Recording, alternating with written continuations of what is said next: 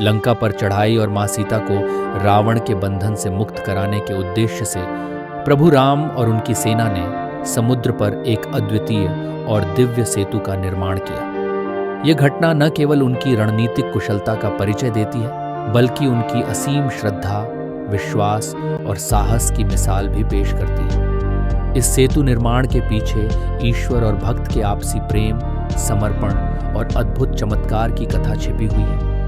प्रभु राम समुद्र को पार करने के लिए पहले समुद्र देव से प्रार्थना करते हैं, हे समुद्र देव, हमें मार्ग दो ताकि हम धर्म के कार्य को पूरा कर सकें। 3 दिन तक उपवास और भक्ति से समुद्र देव को मनाने का प्रयास करने के बाद भी समुद्र शांत नहीं होता। समुद्र देव के इस दुस्साहस से प्रभु राम क्रोधित होकर अपने धनुष पर बाण चढ़ाते हैं। इस दृश्य में प्रभु राम का विराट रूप और उनकी शक्ति का प्रदर्शन होता है। समुद्र देव भयभीत होकर प्रकट होते हैं और समाधान बताते हैं कि अगर वानर सेना पत्थरों से एक सेतु बनाए तो मैं उन पत्थरों को तैरने दूंगा। वीर हनुमान, नल, नील, अंगद और अन्य वानर समुद्र पर पुल बनाने के लिए पत्थरों को इकट्ठा करते हैं।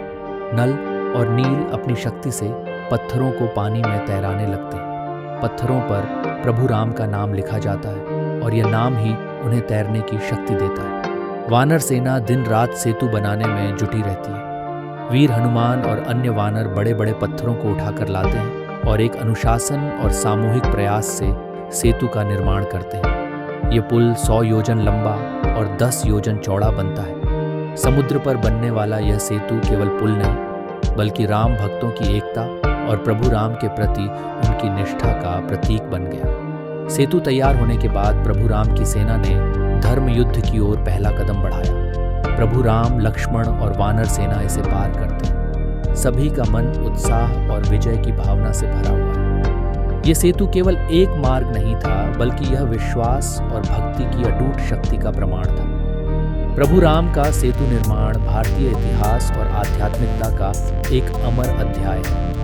ये दर्शाता है कि जब मनुष्य अपने ईश्वर पर पूर्ण विश्वास रखता है और कठिन परिश्रम करता है, तो प्रकृति भी उसे सहयोग करती है। ये कथा प्रेरणा, श्रद्धा और विजय का संदेश देती है। क्या यह सेतु रावण के अहंकार और अधर्म को तोड़ने में सफल होगा? जानिए रामायण के अगले अध्याय में।